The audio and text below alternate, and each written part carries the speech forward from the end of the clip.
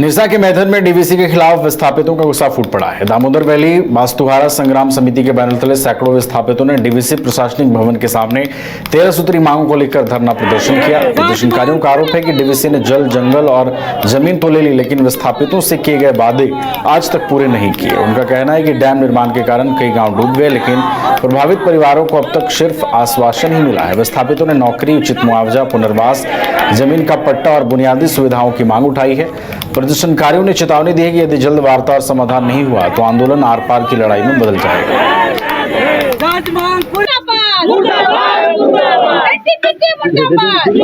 जमीन दे करके आज जो इतना धूप गर्मी में हम लोग इस रोड पर बैठ करके अपना हक अधिकार के लिए मांग कर रहे हैं, और जमीन लेने वाले ये पुलिस प्रशासन को आगे करके ये खुद से एसी के रूम में बैठ करके मौज मस्ती कर रहे हैं।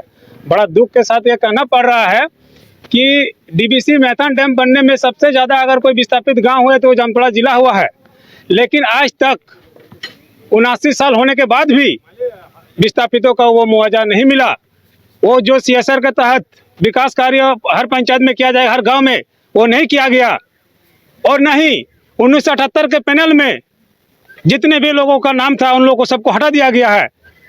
1968 से कोई साल बीत गया, उसके बाद 78 में पैनल बना। उस समय से भी आज तक आंदोलन चल ही रहा है, और डीवीसी मैनेजमेंट के साथ हम लोग को लड़ाई नहीं है। कागज कलम में सब आधा हो चुका है, लेकिन इन लोग दे नहीं रहा है। आज हमारा पंचायत में 8 महीना से धरना दे रहा है, शायद यहाँ भी 8-10 महीना चलेगा मेरा ख्याल से, जो इन लोग कर रहा है। आज यहाँ पर बैठने का कोई जरूरत नहीं है।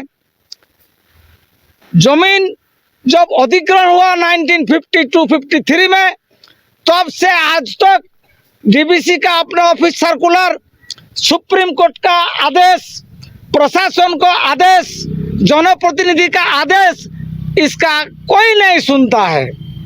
इसीलिए मजबूर होकर हम लोग बैठा है।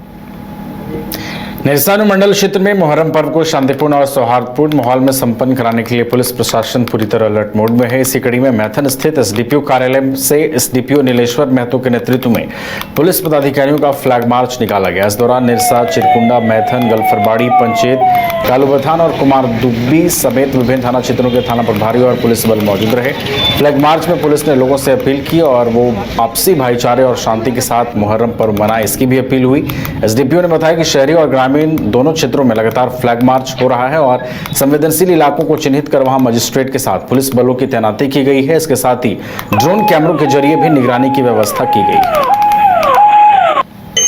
ये जो आगामी जो कल 26 तारीख को जो मुहर्रम का त्यौहार है ना, उसी के मद्देनजर हम लोग पूरा निरसा अनुमंडल में सभी थाना ऑफिस मिल के एक फ्लैग मार्च कर रहे हैं कि ताकि आदमी देखे समझे भाई हम लोग को शांतिपूर्ण ढंग से त्यौहार हम लोग को मनाना है। और हम लोग तय किए हैं कि मैंने अगर किसी तरह का कोई गड़बड़ी किसी के द्वारा चाहे कोई भी हो, उस पर सख्त से सख्त कार्रवाई होगा। जनता से क्या कुछ अपील है कि सर?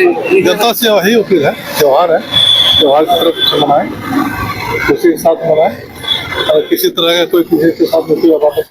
घर रहने का मकान भर नहीं, ये खुशियों की तिजोरी है। दरवाजे पर दस्तक देता पड़ोस, खिड़कियों से उमड़ आता आसमां, तारों में उलझी ऐसी ना जाने कितनी दास्तां। कहती हैं चले डायमंड सिटी, एक सफर हम सफर के साथ अपने घर तक। Diamond city, life long bonding, 500 से ज्यादा खुशहाल डायमंड परिवार। जल्दी करें, सिर्फ 200 फ्लैट बाकी। आज ही बुक करें अपना आशियाना।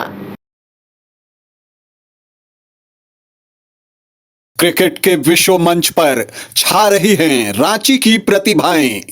इन प्रतिभाओं को संवार रहा है जेके इंटरनेशनल क्रिकेट एकेडमी।